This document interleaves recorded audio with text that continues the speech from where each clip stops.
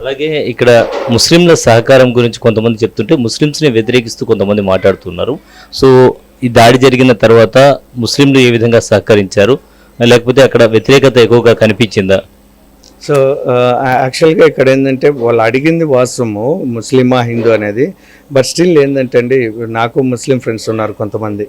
Okay, so every రిలీజన్కి ఖచ్చితంగా కొంతమంది మంచోళ్ళు ఉంటారు, కొంతమంది చెడ్డోళ్ళు ఉంటారు. మనం పూర్తిగా ముస్లిమ్స్ మీద వ్యతిరేకంగా మాట్లాడకూడదు కూడా.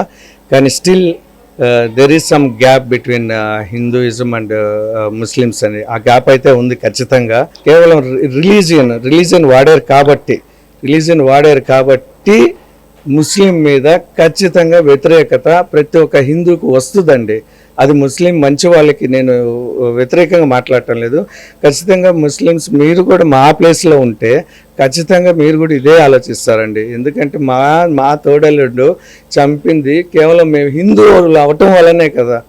మేము హిందువులు అయ్యి మా కామాక్షి బొట్టు పెట్టుకోవటం వల్లనే కదా మేము చనిపోయింది. మేము కూడా ముస్లిమ్స్ అయి ఉంటే మమ్మల్ని చంపుండేవాళ్ళు కాదు కదండి.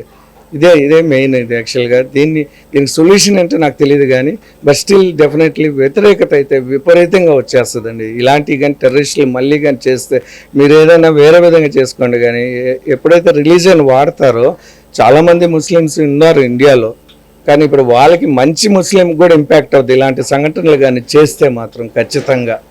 అదే చివరిగా భద్రతా వైఫల్యం ఏమన్నా ఉంది అంటారా? అక్కడ భద్రతా వైఫల్యం జరిగిందా? దీన్ని యాక్సెప్ట్ చేస్తారా? దాన్ని ఖచ్చితంగా యాక్సెప్ట్ చేస్తామండి. ఖచ్చితంగా యాక్సెప్ట్ చేయండి. యాజ్ నేను ఇందాక చెప్పినట్టు కనీసం మినిమం ఆర్మీ అన్న అక్కడ ఉండాల్సిందండి.